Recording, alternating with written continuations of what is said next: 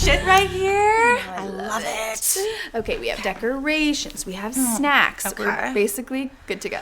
All right, so we're going to do House of a Thousand Corpse first, right? Yes. I think it makes sense to save Last House on the Left for last. Stupid. So tonight you will have nightmares, but I'm telling you it is so worth it because these are the classics. Must watch. Yeah, no. I loved the silly, scary comedy of it all. Lily and Charlie are definitely two characters that I think would die first in an actual horror movie. They're the stereotypical sleepover girls, that are killed usually first thing. I loved all of the mundane things that are getting them all up in arms and scared, like the Roomba and the pizza guy, and the routine power shut off are all things that get them so freaked out. And then we have the actual killer at the end that they have no response to until they're literally murdered.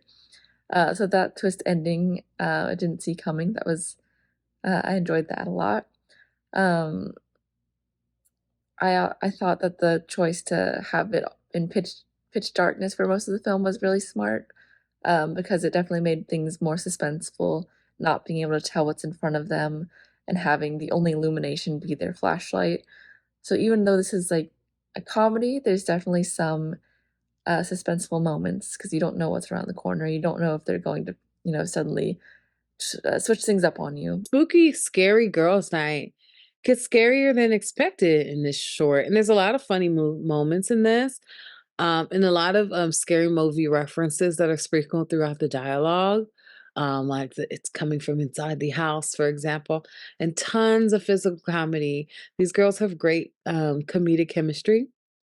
It's very believable that they were sisters, and this just is like a routine for them.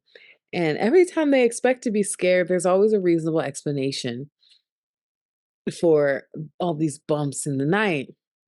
And it becomes a playful thing because at some point you can kind of guess, like the knock on the door, oh, I'm sure it's pizza, or the bump, oh, maybe it's lunch. You start to play along. And so all the false scares makes the ending even more earned. And when it is finally a justifiable thing to be scared of and they're finally not scared, is what really aids in the comedy of this ending. I think we have a lot of different themes here with Charlie and Lily. I like it a lot. I love the actors. I think they're very grounded in their characters, and everything was believable and fun. The script was fun. I really liked it when the one actor said it's coming from inside the house. I really loved the delivery there. It was so much fun. Really cute. Great sound design. And not that, the location was great. Wasn't very detailed as far as a lot of different places. I think just being in that one spot and having it, like, the tension was built as far as, oh my God, is anything actually going to happen, or are they just paranoid? And then at the end, it was very satisfying when something did happen. So it was great. I loved it a lot. I guess what I was saying is it didn't need like an extensive location. The location that you shot at was perfect. To start, I wanted to talk about how much I loved their animated reactions to every bump that they heard. Their acting was just so entertaining to watch, and they kept it all super engaging and relatable. Also, them constantly having to convince themselves that they're being ridiculous, reacting to all of these sounds.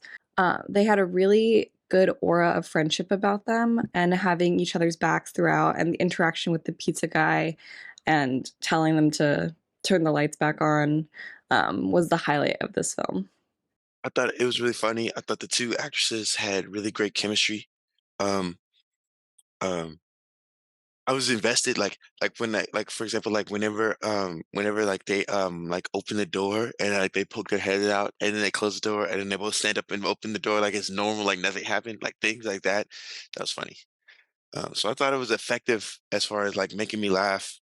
Um, I think this is a Key and Peele type duo, and I was rocking with it. The actresses have great chemistry, and you have this interestingly mysterious noises and situations in such a short time.